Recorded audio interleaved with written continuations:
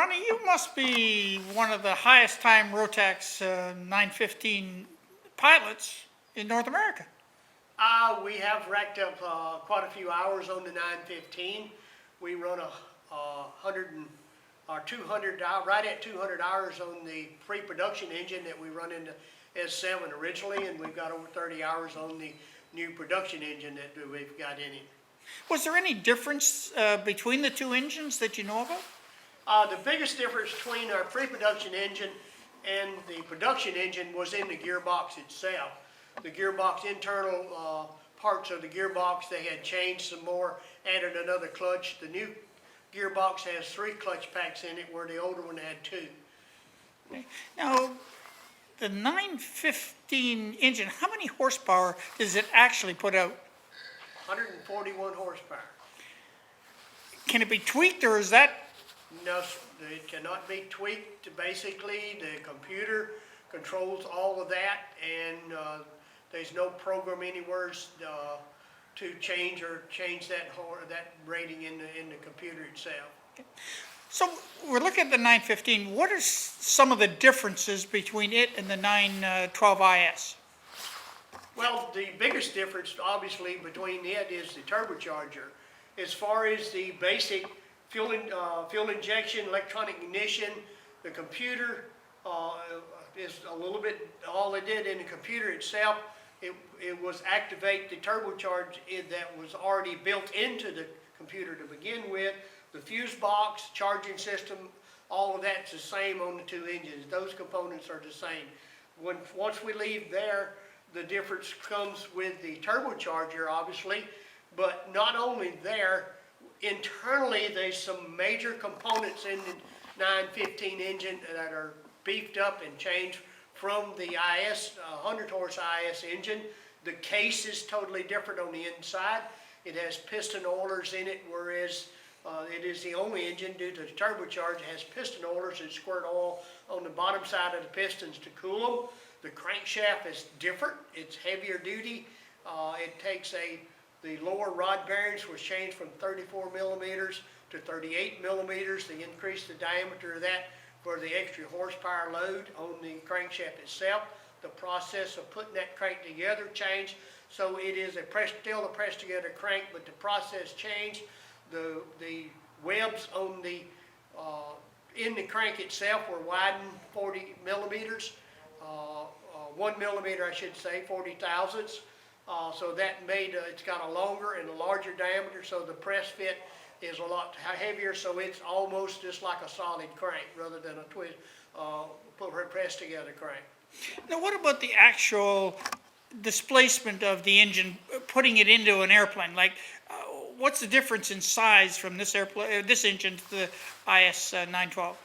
Well, the physical basic part of the turbocharged engine is to the IS engine is all the same, for the exception of where the turbo is. The turbo is a lot bigger, and it has a lot larger muffler on it than it would normally come on the other standard IS engine. So that is a little bit different. But as far as the upper part, the engine mounts the same. It'll mount on the ring mount the same as the IS engine. All your computers, your fuse box, fuel pumps, all that is the same, identical as the IS engine. All of that is the same. Now, are there different configurations that you can get for the exhaust and so on?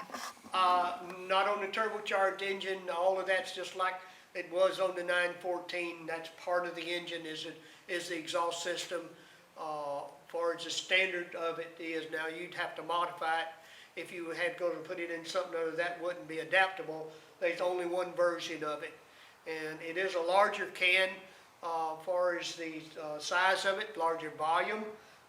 That's on the 915 engine. It's a deep throaty. It's a big muffler.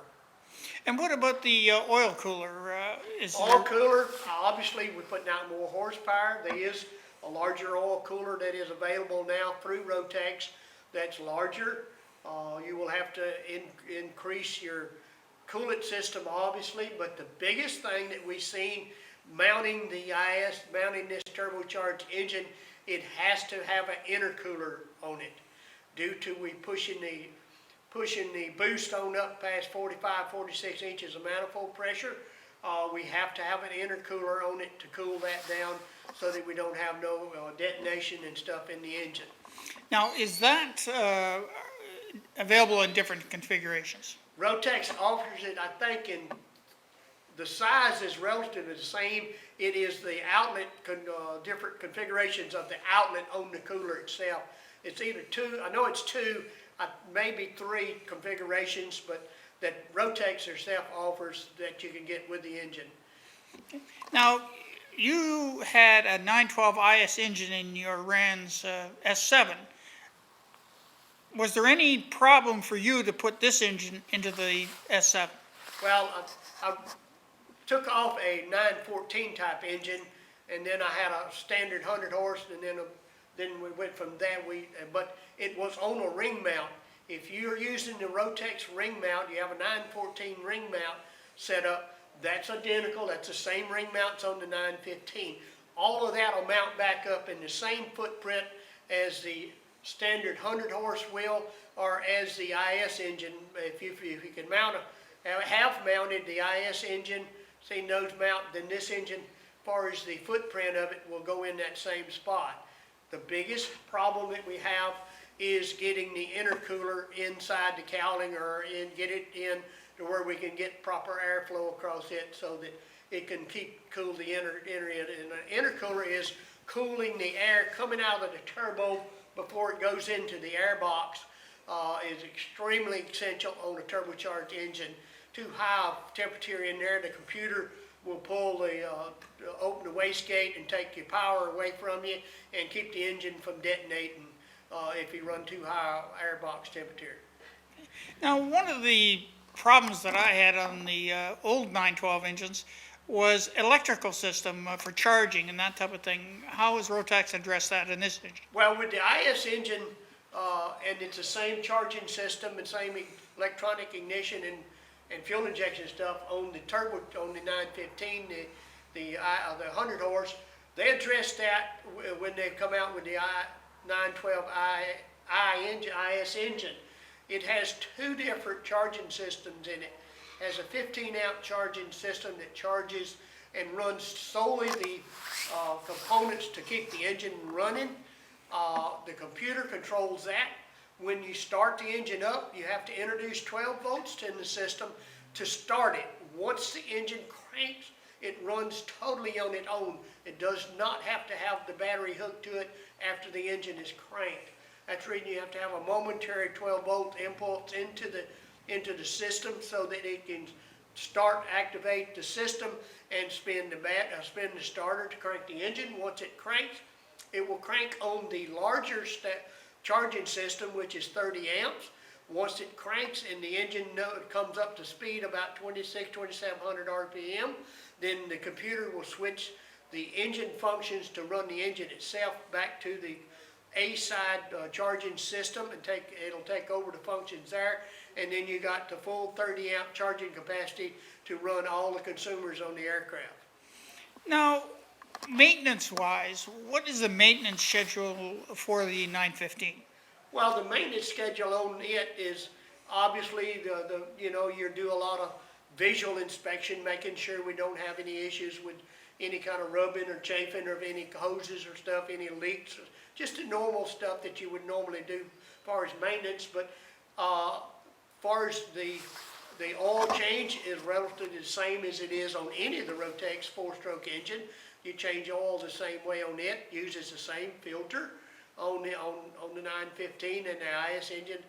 It's just the fact that you don't have to worry about balancing the carburetors or doing anything with that part of the fuel system. And the TBO? TBO on the 915 at the present time is 1,200 hours. And what's the weight difference then between 912 IS and the 915?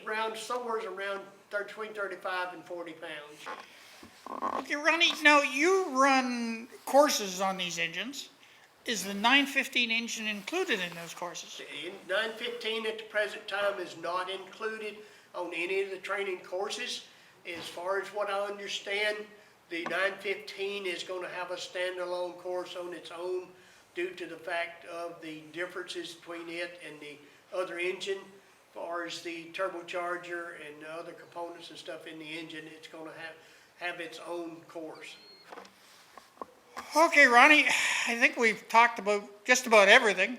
I've got to head my motorhome on to Arizona, so I think I'm going to say goodbye. All right, a good time, and I hope you have a safe trip. Thank you very much, Ronnie.